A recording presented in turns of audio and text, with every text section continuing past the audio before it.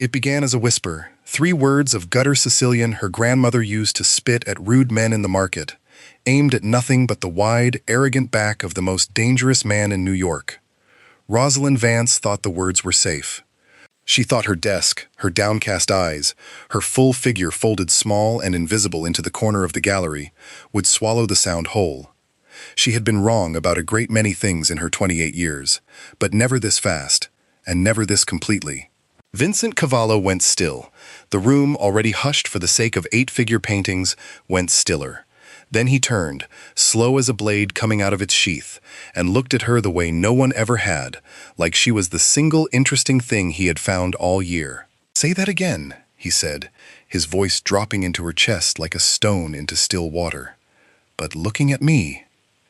Ashcombe's auction house on Park Avenue had perfected the art of making a person feel small, and for 3 years it had worked beautifully on Rosalind. At 28, she carried a full, generous-size 18 frame. With a stubborn, practiced dignity, she wore like armor, soft through the hips, wide through the shoulders, plump everywhere a Manhattan gallery expected a woman to be knife-thin. She had learned early that a body like hers made hollow-cheeked heiresses' eyes slide away, and somewhere around her 23rd birthday, she had decided she preferred it that way. Invisibility was a strategy. It let her disappear into the climate-controlled archive at the back of the building with 16th-century vellum and dust-dry Sicilian correspondence, and never watch a stranger's face do the arithmetic on her body and come up disappointed. Today, the elite crowd in the North Gallery had been shoved aside by something far more dangerous. We post a new story like this every single day, so subscribe now and don't miss it. Her desk sat tucked in the corner of the private viewing room, where her employer, a perpetually damp gallery director named Mr. Whitfield, was negotiating with a man who did not look like he had ever lost a negotiation. Vincent Cavallo did not enter a room. He annexed it. Standing 6'4" in a charcoal suit cut so precisely it looked stitched onto his shoulders, he carried an aura of quiet, absolute violence, dressed up in the manners of old money. He was the head of the Cavallo family, a Sicilian-American syndicate that had bled its rivals out of the Brooklyn docks and into the glass towers of Manhattan. Rosalind kept her head down over a corroded Byzantine coin, pretending the loop in her hand required her attention. It did not. Nothing in the room demanded attention half as urgently as the man dismantling her boss in a low, unhurried voice. "Mr. Cavallo, I promise you the provenance on the Contarini sketch is airtight," Whitfield stammered, pushing his glasses up his damp nose. "But the estate insists on a formal auction process." Vincent did not raise his voice. He never had to. He adjusted his cuffs, unhurried, the platinum face of his watch catching the light. "Whitfield, I am not asking a favor. That sketch belonged to my great-grandfather, before the fascists stripped it from a house in Palermo in 1938. It is mine. But pull it from your catalog, or I buy this building by lunch and you are not employed by it." Whitfield's mouth opened and closed like a fish gasping. "I have protocols." "Protocols," Vincent repeated softly, turning his back on him to study a tapestry, "are what men invent when they lack the spine for reality." Rosalind's jaw tightened. The arrogance was suffocating, a thug in a $5,000 suit bullying a terrified old man over a piece of paper. She thought, unbidden, of her grandmother, a hard, unsentimental woman from a village outside Palermo who would have taken a wooden spoon to a man this insufferable. Without deciding to, without any plan at all, Rosalind muttered the old curse under her breath, the words sliding out in the thick, private dialect her grandmother had used for exactly this kind of man. "Cu ti scippa l'anima. May they tear the soul out of you." It was meant for the air, meant to die there, a small, satisfying release in a room where she had spent 3 years being careful never to make a sound. She had forgotten how a silent gallery amplifies even the smallest breath. Vincent went rigid. Whitfield gasped, staring at Rosalind, as though she had pulled the pin on a grenade. Vincent turned, slow and deliberate, and the predatory grace of it stopped her heart. His eyes were dark as bruised plums, and when they found her, they did not do what every other set of eyes in the building did. They did not flick over her curves and dart guiltily away. They did not pass through her like furniture. He looked at her completely, a slow sweep down and back up, and something in his expression sharpened into interest. A slow, wicked grin spread across his mouth. "Say that again," he said, stepping closer, his voice a low, graveling purr, vibrating through the floorboards. "But looking at me." Rosalind's heart slammed against her ribs. She pushed her glasses higher on her nose, buying a half second, and the stubbornness running in her family like a fault line refused to let her look away. "I said," she told him, voice shaking only a little, "that you are arrogant, and I use the words my nonna kept for men who throw their weight around like a caffone." Whitfield made a strangled noise. "Mr. Cavallo, forgive her. She's only a translator. Rosalind, apologize." Vincent lifted a single ringed finger without glancing at him, and Whitfield's mouth snapped shut. Vincent came right to the edge of her desk, close enough that she caught bergamot and dark espresso and, underneath both, something sharp she recognized as gun oil. He planted both palms flat on the wood and leaned down, caging her in without touching her. "Your nonna had a filthy mouth. Ku ti skippa l'anima. You wound me, cara." The dialect rolled off his tongue clean and native. Her breath caught. "I assumed," she managed, cheeks burning, "that you were another man who bought his suits in Milan and thought it made him Sicilian." Vincent laughed, low and genuine, startling the two men at the door. A sharp tongue to match that soft, beautiful mouth. His gaze dropped to the documents fanned across her desk. "You read Old Sicilian." "I read everything," she said, arms crossing over her chest. His grin cooled into something calculating. He turned to Whitfield. "The sketch goes in my car. The girl comes with me." "Excuse me?" Rosalind shoved her chair back, wheels shrieking. "I am not going anywhere with you." "I have uncatalogued family ledgers from the 1920s, Vincent said, eyes never leaving hers, written in a dialect cipher that has defeated 3 university professors. "You just proved you have the vocabulary and the nerve." "I have a job," she argued, panic cutting through the shock. Vincent produced a money clip, peeled off a fold of hundreds thick enough to choke a horse, and dropped it on Whitfield's desk without looking at him. "She is on indefinite retainer. Object, and I burn this building to the foundation." Whitfield scooped the cash up so fast, his glasses slid off his nose. "Absolutely, Mr. Cavallo. She's all yours." Rosalind stood, and her full height barely cleared his chest. "I am not property for you to purchase." Vincent stepped into her space, his shadow swallowing her whole, and gripped her jaw, gentle despite the callus, dragging rough against her cheek. "I did not buy you, Rosalind," he murmured, reading her name off the brass plate before she had told him. "I bought your time. The rest of you, I intend to earn." The drive downtown happened in a blur. She found herself folded into the back of an armored Rolls-Royce, Vincent beside her, radiating a stillness more dangerous than noise. He worked in silence on an encrypted tablet, while she gripped her purse and stared at Manhattan sliding past the tinted glass. Her emerald dress, a dependable staple from a plus-size boutique she loved in the East Village, felt cheap against the hand-stitched leather. She braced for the sneer she had learned to expect from powerful men. When she risked a glance at him, she found him already watching her, not with disgust or polite non-looking, but with open, undisguised hunger. "Stop that," he said quietly. "Stop what?" she asked, tugging her purse higher over her lap. "Trying to make yourself smaller," he said, setting the tablet aside. "You are a woman of substance, Bella, Formosa, Vera. Beautiful, curvy, real. Do not hide from me. I have no use for weak, breakable things. I prefer something I can actually hold on to." The bluntness set her whole face on fire. No one had ever stripped her insecurities bare so plainly and expected her to simply take it. The car eased to a stop outside Rosetta, a candlelit restaurant in the West Village. A guard opened her door, and Vincent offered his hand. She hesitated, then set her softer palm into his enormous grip, calluses telling the story of a man who had built his empire with his own hands.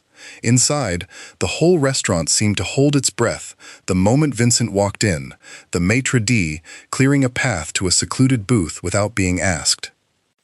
"We are not only here to eat," Vincent said, pouring a Barolo that cost more than her monthly rent, and set a crumbling leather-bound ledger on the table between them. It smelled of dust and salt and something older. "This belonged to my grandfather, Enzo Cavallo." He controlled the shipping lanes out of Palermo before he was murdered in 1941. It maps hidden assets, bonds, certificates, deeds across Europe. Rosalind leaned in, curiosity outrunning fear, and turned the fragile cover. The pages crawled with spidery, erratic script. 3 experts have called it gibberish, Vincent said.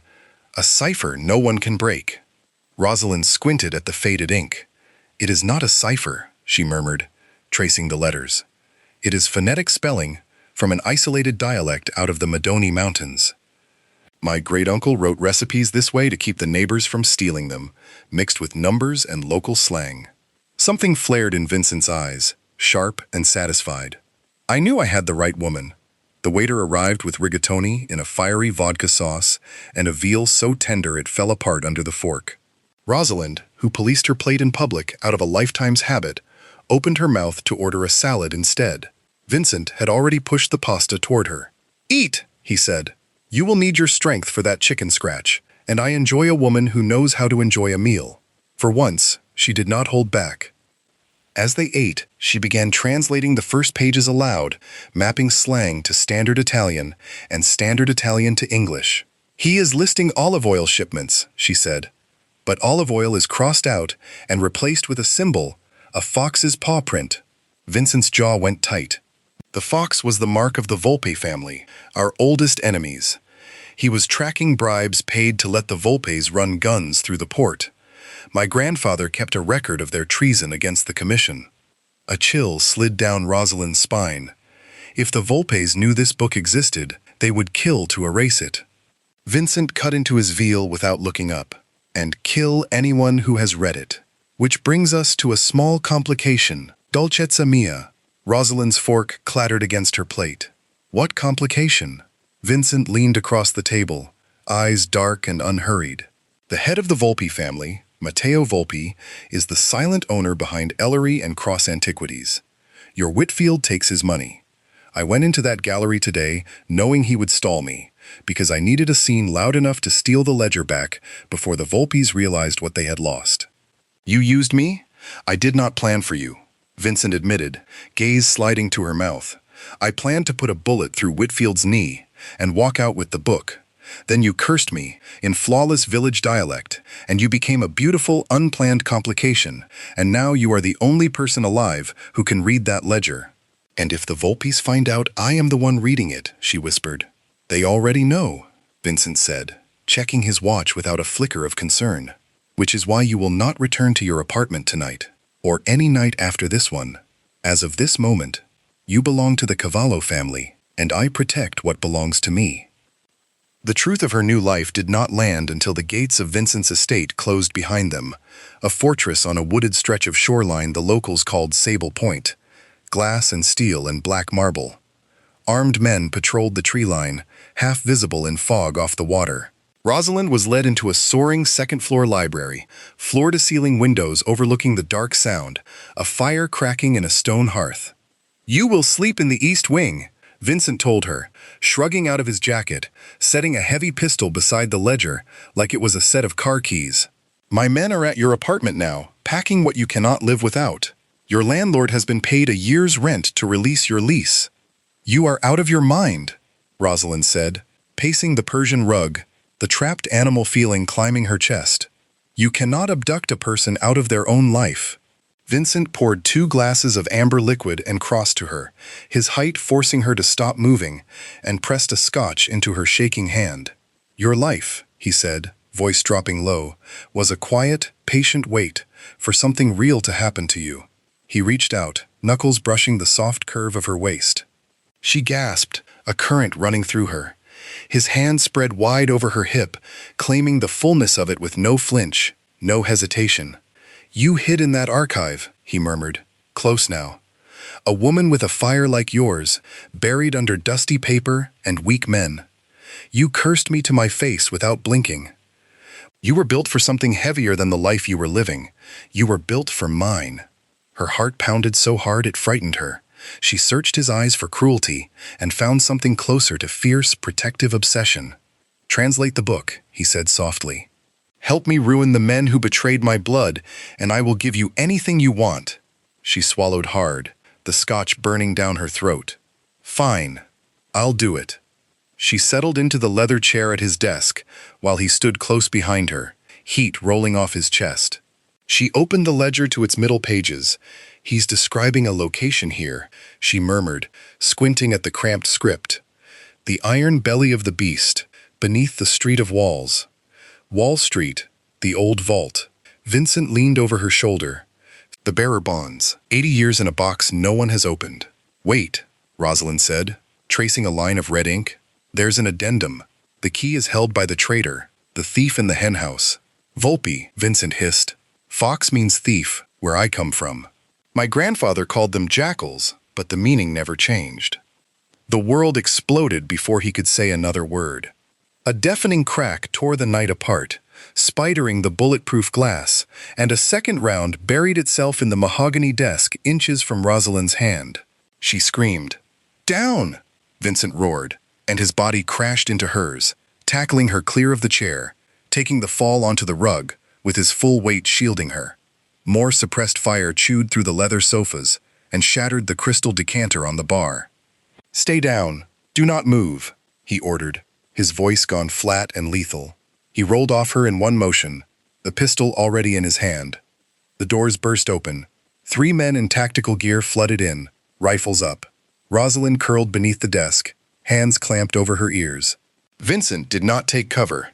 He moved with a speed that did not seem human, 2 shots ringing out, the first man dropping instantly. The second swung his rifle and died before he finished the motion. The third dove behind the ruined sofa, laying suppressing fire that chewed the desk above Rosalind's head. Vincent ducked behind a marble pillar, reloading with a sharp metallic clack. Rosalind! The switch, under the desk, hit it now. She forced her eyes open, found the small brass toggle through the smoke, stretched to reach it, and slammed her palm down. The library dropped into total darkness. The last gunman froze, disoriented for one fatal half-second. Vincent moved through the black like something that did not need light to see. A dull impact, a crack of bone, one final gurgling breath, and then silence, broken only by the fire and the far-off wail of perimeter alarms. "Rosalind." His voice was close, and the lights flickered back as backup generators caught. He knelt beside her, his white shirt sprayed with blood that was not his own, his face a mask of violence that cracked the instant his eyes found hers. "Are you hurt?" he demanded, hands running over her shoulders. "No," she stammered, teeth chattering, staring at the bodies sprawled across the ruined rug. "You killed them." "They came for the book," he said grimly, pulling her into his chest, not caring about the blood on his shirt. He buried his face in her hair, arms wrapped tight around her. "And they came for you." "Matteo Volpe sent men into my own home." He pulled back, the grin from the gallery gone, replaced with something colder and more permanent. "They missed," he whispered, thumb brushing dirt from her cheek. "And now, I am going to burn his entire world down to bedrock. You are going to help me do it." Something in his voice promised he meant it. If she's already stolen your heart, subscribe now and stay with her. Morning bled through the shattered windows, over a rug that would never come clean. Rosalind sat wrapped in a cashmere blanket, the violence of the night clinging to her skin like film she could not scrub off. 3 men were dead because of an 80-year-old book she held in her lap. Vincent entered dressed in black, looking less like a businessman and more like the thing he actually was. Behind him walked a stern older woman carrying a garment bag from a Fifth Avenue atelier. "This is Rosa," Vincent said, his voice a low rumble that steadied Rosalind's racing heart despite everything. "My tailor. She is here to make sure you are properly armored for tonight." Rosalind blinked, her exhausted mind stumbling to catch up. "Tonight? A hit squad just tried to kill us." Vincent knelt in front of the sofa, hands settling over her knees through the blanket. "The police in this city answer to the highest bidder, Cara. Matteo owns the precinct captain who covers this borough. Call them, and we hand him the front door key." He tucked a lock of her hair back. "Tonight, Matteo hosts a private charity gala at the Ambrose Club on Fifth Avenue. He will wear the Volpe signet ring, and that ring is the physical key to the old Continental Trust vault under Wall Street. We are going to walk into his party and take it from his hand." Rosalind stared at him. "And we do this without starting a war on the Upper East Side. How, exactly?" A dangerous grin spread across his face. "By hiding in plain sight, and by giving him something far more interesting to look at." He nodded to Rosa, who unzipped the bag to reveal a floor-length gown in deep blood-red silk. "Pulled from a private collection, I gave them your exact measurements." "My measurements?" Rosalind flushed and pulled the blanket tighter. "Vincent, designer houses do not cut for a woman my size off the rack. I am plump, I have thick thighs, I have a stomach that does not apologize for itself." "This will not fit." Vincent stood, expression darkening with a fierce, possessive edge, and pulled the blanket away, forcing her to stand in front of him. "Do not insult the woman I am looking at," he said quietly, hands finding her waist, thumbs pressing into the full curve of her hips. "You are not a mistake to be hidden under loose fabric. You are a masterpiece, meant to be worshipped." Rosa spent the whole night tailoring that silk to honor every single curve, every heavy, gorgeous inch of you. Tonight, you do not shrink. You remind every starving socialite in that room what invisible actually feels like. Tears pricked her eyes. For 28 years, she had been told to diet, to hide, to blend in until she disappeared. Now the most dangerous man in New York looked at her body like it was a religion he intended to practice. The fitting took 2 hours. In the gilded mirror, the red silk clung to her full breasts, cinched her waist, and poured over her hips like liquid fire, a slit bearing one creamy thigh. She did not look heavy. She looked like a painting come violently, gorgeously to life. Vincent was waiting by the car when she came down, and the sight of her stopped him breathing. He closed the distance to grip her jaw, gentle and possessive at once. "Matteo Volpe is a dead man," he murmured, pressing a hard kiss to the corner of her mouth. "If he looks at you for longer than 3 seconds tonight, I will take his eyes out myself." The drive into Manhattan was thick with tension. Rosalind sat with the ledger open on her lap, the reading light catching the final addendum her great-uncle had encoded. "Vincent," she said slowly, "the ring is not only a key for the mechanism, it says the blood of the fox seals the iron. It's a biometric lock, retrofitted in the 90s. It needs the ring and Matteo's actual fingerprint." Vincent's knuckles whitened around his glass. "Then we cannot only take the ring, we need his hand." "Or," Rosalind said, mind already racing, tapping at her laptop, "we skip the biometric scanner completely. The Ambrose Club runs on the same server grid as the Vault's security mainframe. If I get 5 uninterrupted minutes at a terminal, I can push a packet that forces the scanner to accept your fingerprint as a master override. Someone needs to keep Matteo occupied." Vincent looked at her with something close to reverence. He did not only want her body, he wanted her mind. "You are a terror, Rosalind Vance," he murmured, lifting her hand to press his mouth to her knuckles. "I will hold the viper's attention. You cut off its head." The Ambrose Club was gilded excess, crystal chandeliers, air thick with champagne, orchids, and old money. When Vincent and Rosalind stepped through the brass doors, the whole room seemed to hold its breath. He was a myth in these circles, and watching him walk into enemy territory sent panic through the crowd. But it was the woman on his arm who truly stopped the room. Rosalind kept her chin up, her full curves cutting a striking, fiery silhouette against a sea of pale, hollow socialites in muted pastel, Vincent's hand resting hot and firm on the small of her back. He radiated a single unspoken warning to every man in the room. "Look, but do not think about touching, or die where you stand." Across the ballroom near a marble fireplace stood Matteo Volpe, slender and silver-haired, cold green eyes and a thin, sinister smile that widened at the sight of Vincent. "Vincent," Matteo called, voice smooth as poisoned honey, flanked by 2 men whose ill-fitting tuxedos did nothing to hide their holsters. "To what do I owe the honor? I heard you had a small vermin problem at your estate last night." Vincent's smile matched his exactly. "A minor nuisance, Matteo. I took the trash to the incinerator myself this morning. You should hire better help. The last batch bled all over my favorite rug." Matteo's eyes flickered with fury before he masked it, gaze sliding to Rosalind, dragging over her with open contempt.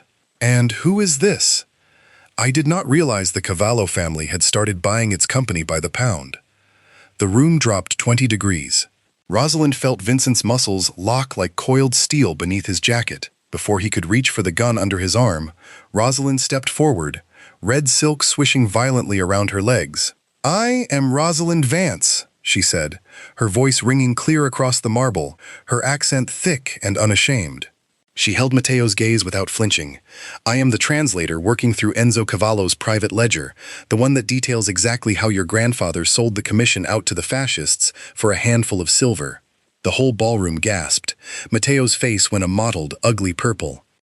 "You miserable fat," Matteo hissed, hand rising. He never finished the sentence. Vincent moved with a speed that seemed to break the laws of the room, closing his fist around Matteo's throat and hoisting him bodily against the mantel. Matteo's guards reached for their weapons and found Vincent's men already pressing steel into their kidneys. "Say another word to my woman," Vincent growled, face inches from Matteo's. Voice dropped to something almost inhuman, "and I will tear your throat out with my own teeth and feed it to the alley dogs." The ballroom erupted, guests screaming toward the exits, and Rosalind slipped away into the chaos, exactly the cover she needed.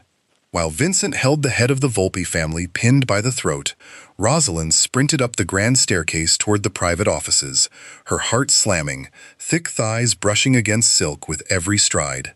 She found the server room, a heavy oak door with a digital keypad, plugged in the small descrambler Vincent's security chief had pressed into her hand earlier, and shoved through the moment the light blinked green. The room hummed with server racks. She jacked her tablet into the mainframe port and her fingers flew, hunting for the bridge between Matteo's network and the vault under Wall Street. "Come on," she muttered, sweat beading at her hairline as the upload bar crawled forward. 70%. 80. The door slammed open. Standing in the frame was Bruno, Matteo's chief enforcer, a scarred slab of a man with a suppressed pistol leveled straight at her chest. "Step away from the console, sweetheart," he grunted, racking the slide. "Before I paint these servers with your brains." Rosalind froze. The bar hit 95. She needed 3 more seconds, and she was done being the frightened woman hiding in an archive. "Step away!" Bruno roared, advancing. "You're too late," she said, and slammed her palm on the execute key as the bar hit 100. The override locked in clean. Bruno snarled and pulled the trigger. The gunshot cracked through the cold room, and Rosalind flinched, waiting for the burn, but it never came. Bruno stood frozen for a heartbeat, a dark circle blooming perfectly between his eyes, and then he dropped. Standing in the doorway, weapon raised and smoking, was Vincent, his tuxedo ruined, tie gone, a fresh cut bleeding above one eyebrow. He crossed the room in 3 strides, hauled her against his chest, and buried his face in her neck like a man finally allowed to breathe. "Are you hurt?" he demanded, hands roaming her hips, her back, her arms. "No," she sobbed into his shoulder, arms locking around his neck. "I'm okay, Vincent. I got it. The override's live. Your print will open that vault." He pulled back to look at her tear-streaked face, and the pride burning in his dark eyes stole what little breath she had left.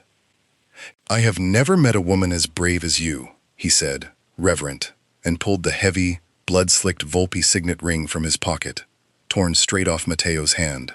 "He will survive the night. His men dragged him out before I could finish it. But he is crippled, and his vault belongs to us now. Let's go claim what's ours." The financial district at midnight was dead silent, a stark hush after the bloody chaos uptown. The car slid into the underground loading dock at the old Continental Trust building, tires whispering against polished concrete. Vincent stepped out first, jacket long since discarded, sleeves rolled over forearms, dusted with gunpowder and streaked with the blood of Matteo's men. He lifted Rosalind from the car, catching her when her heels wobbled, his chest a wall of certainty against her spinning head. "Stay behind me," he murmured, hand resting on his holster, eyes sweeping the shadowed pillars. 5 stories below street level, the vault waited, a relic of old New York banking Matteo had claimed decades ago. They descended through maintenance elevators on codes loaded onto Vincent's tablet, the air colder with every floor. When the doors finally parted, they faced a massive circular door of titanium and steel, an engineering monster wrapped in hydraulic tubing. "The iron belly of the beast," Rosalind whispered, quoting her great-uncle's careful hand. Vincent approached the biometric scanner, glowing an ominous red on the stone wall. "If your packet failed to bridge that gap, this whole sublevel locks down, the air gets pulled out, and everything in that vault burns." "Are you certain?" Rosalind stood tall despite her trembling thighs, voice steady even as her pulse hammered. "I do not fail. I locked that sequence myself." "Put the ring on." He held her eyes a long moment, dark with pride and something rawer underneath, then slid the blood-stained signet onto his smallest finger and pressed his thumb to the reader. The machine whined, scanning ring and print together. For 3 unbearable seconds, the light stayed red. Rosalind held her breath, hands pressed to the soft curve of her stomach, praying to every saint her grandmother had ever sworn by. Then the scanner chirped and flashed green, and a groan of disengaging steel rolled through the basement as the massive door hissed open on a dying breath of pressurized air. Vincent pushed inside, weapon raised. The vault held no guards, only rusted safety deposit boxes floor to ceiling. Box 808 held their answer. He fit the signet into its lock, drew out a heavy tray, and set it on the steel table under flickering light. Inside lay stacked bundles of pristine 1930s bearer bonds, worth a fortune in untraceable modern currency, and beneath them, a crumbling diary and a stack of black and white photographs. Rosalind lifted the top photo, and her stomach turned. It showed Matteo's grandfather shaking hands with a fascist general over a table stacked with smuggled rifles. She opened the diary to find every bribe, every sanctioned killing, every betrayal against the other families of the commission, laid out in careful ink. "This is not just hidden money," she breathed, looking up at Vincent. "This is proof. This is a death sentence for his entire name." "Yes," rasped a cold voice from the vault door. "It is." Vincent spun, throwing himself between Rosalind and the doorway, shielding her whole body with his own. Matteo stood there, bleeding heavily from a shoulder wound, leaning on a cane, clutching a black detonator switch in one shaking hand. "I could not let you have it," he wheezed, eyes wild with a cornered animal's madness. "My men wired this vault with explosives a decade ago, as insurance.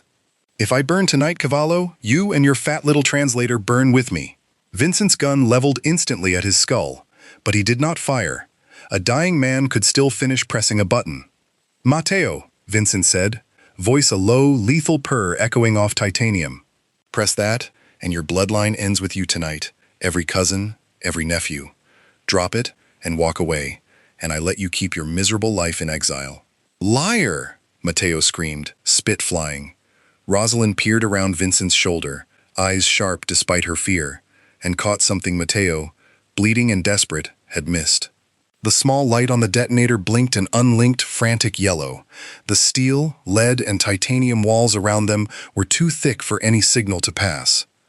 "Vincent," she whispered in rapid, low Sicilian, barely a breath. "The signal is dead. He's holding a paperweight." Vincent did not blink. He simply grinned, the exact same wicked, wonderful grin he had given her back in that gallery when she had cursed him for the first time. The shot cracked once, and Matteo dropped between the eyes, dead before he hit the concrete, the useless detonator clattering harmlessly beside him. Vincent lowered his weapon, the suffocating tension finally breaking, and turned to pull Rosalind into his arms, kissing her hard and desperate, tasting of gun smoke and adrenaline, and something that felt very much like victory. 3 weeks later, the sun went down slow and gold over the Cavallo compound, light spilling over the water at Sable Point. The fall of the Volpe family had been fast, brutal, and total. With the bonds seized and the diary handed quietly to the heads of the remaining commission families, Matteo's empire had come apart overnight. Vincent had absorbed the territory, the ports, the legitimate fronts, and cemented himself as the one name no one in the city dared cross. None of it, not the power, not the money, meant anything to him standing on that balcony tonight.